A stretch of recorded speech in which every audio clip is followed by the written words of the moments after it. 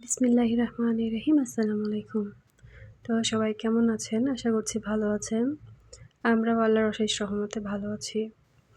তো আবারও চলে আসছি। তো আজকে সকাল সকাল চা খেয়ে আমি দুপুর রান্নায় চলে আসছি। মানে বাড়ির কিছু কাজ ছিল ওগুলো শেষ করে এখন আমি গরুর মাংস রান্না করব। এখানে আমি পেঁয়াজ আর গরুর মাংস হলুদ লবণ দিয়ে ভেজে নিয়েছি। কাঁচা লঙ্কা আদা রসুন আমি পেস্ট করে এখানে দিয়ে দিয়েছি। তারপরে এখানে সব মশলা যেমন হলুদ, শুকনো লঙ্কা, শুকনো লঙ্কা না, জিরে গুঁড়ো এগুলো সব দিয়ে নিয়েছি। তারপরে এবার আমি পটল ভাজবো। তো এই যে পটলগুলো আমি হলুদ আর লবণ দিয়ে মেখে নেব ভালো করে। আর পটলের পিঠটা আমি একটু কেটে নিয়েছি চাকু দিয়ে। এরকম করে কাটলে ভাজার পরে দেখতে অনেক সুন্দর লাগে। আর আমি আজকে করলা ভাজি করব। করলার তেঁতুটা যেন চলে যায় তার জন্য আমি পানিতে একটু লবণ দিয়ে ভালো করে একদম ধুয়ে নিব। আর এখানে আমি তারপরে আলু কেটে নিয়েছি, আলু আর করলা ভাজি করব। এরপরে আমি কিছু বাজার এনেছিলাম, তো ওগুলো গুছাইনি, তো ওগুলো গুছিয়ে রাখবো। আর আমি এগুলো সবগুলো ব্লিঙ্কিট থেকে অর্ডার করেছিলাম। আলহামদুলিল্লাহ সবগুলো একদম ফ্রেশ আসছে। তো এখানে যেহেতু অনেক বড় জায়গা, আমি এখানে টমেটো রেখেছি। টমেটো খুব কম ছিল, তাই ওগুলো আবার সরিয়ে রেখে এখানে আলু রাখবো, কারণ আলুগুলো অনেক বেশি হওয়ায় এখানে অনেকগুলো ধরবে একসাথে।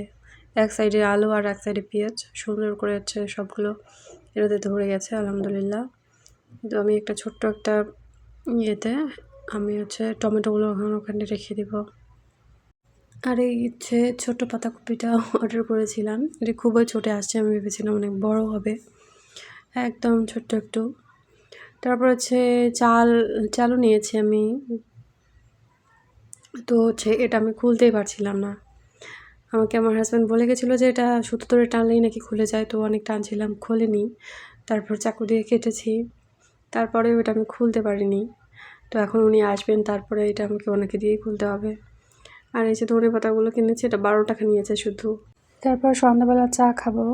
আমি চা সাধারণত খাই না, যেহেতু আপু বাড়িতে আসছেন, তো ওনার জন্য চা করে দেই, তো আমিও খেয়ে নিই। আর ওই আব্বু প্রত্যেকদিন আমাকে চপ এনে দেন আমাদের বাজারে। এখানে এত টেস্টি একটা চপ বিক্রি করে একটা দোকানে, যে আমার সন্ধ্যা হলেই ক্রেভিংস হয় খাওয়ার জন্য। তো আব্বু ওটা নিয়ে আসছেন, তো আমরা চা খেয়ে নিয়েছি। আমাদের শসা লাগিয়েছে, আর শসাগুলো মাশাআল্লাহ হচ্ছে, ছোট ছোট দেখতে পাচ্ছেন, একদম ছোট ছোট বেরোচ্ছে। তো এখানে আব্বু বাজার থেকে মূলো শাকও নিয়ে আসছেন। উনি শাক খুবই পছন্দ করেন, এমন একটা দিন নেই যে শাক নিয়ে আসবেন না, মানে উনি বাজারে পেলে শাক নিয়ে আসবেনই। তো আমারও ভালো লাগে অনেক। তো দুজনে প্রত্যেক দিন আমরা শাক খাই। আর আমি আমার দাদা বাড়ি থেকে ছাগলের পা একদম পরিষ্কার করে তো এগুলো দিয়ে গেছে। তো এগুলো আমি প্রেশার কুকারে বসিয়ে দেব। এখানে সব কিছু দিয়ে একেবারে বসিয়ে দেব। পেঁয়াজ, লঙ্কা, তারপর আদার পাতা নিয়েছি কতগুলো। আদার পাতা দিলেও স্মেলটা অনেক সুন্দর হয়। তো আমি এগুলো প্রেশার কুকারে দিয়ে কয়েকটা সিটি মেরে নেব। তো এখানে আমি গোটা মশলা কিছু দিয়ে দিচ্ছি। দিয়ে আমি হলুদ গুঁড়ো, তারপর লঙ্কা গুঁড়ো, জিরে গুঁড়ো সব কিছু দিয়ে, তারপর আমি শেষে তোমার কাঁচা লঙ্কা আর পেঁয়াজ, রসুন, আদা এগুলো পেস্ট করে দিয়ে দিব। দিয়ে একটু নাড়াচাড়া করে ঢেকে দেব। তো এগুলো খেতে আমার খুবই ভালো লাগে। আমি রান্না করেই আগে খেয়েছি, আপুকে জিজ্ঞেস করেছি, উনি খাবেন না বললেন, ভাত খাওয়ার সময় খাবেন। তো আমি একটু মুড়ি নিয়ে, মানে ঝোলগুলো অনেক টেস্টি হয়, মুড়ি নিয়ে আমি খেয়ে নিয়েছি রান্না করেই। আব্বু একটা ছোট্ট লাউ এনেছিলেন বাজার থেকে। লাউটা এত কিউট দেখতে, একদম পুচকি একটু লাউ। আর উনি মাছ মারতেও গিয়েছিলেন। কি আর বলি, বাড়িতে আসেন কয়েকদিনের জন্য, তো আমাদের পাশে পুকুর, তো ওখান থেকে উনি কয়েকটা মাছ মেরেছেন নিজেই। তো উনি বললেন যে লাউ দিয়ে মাছ রান্না করতে।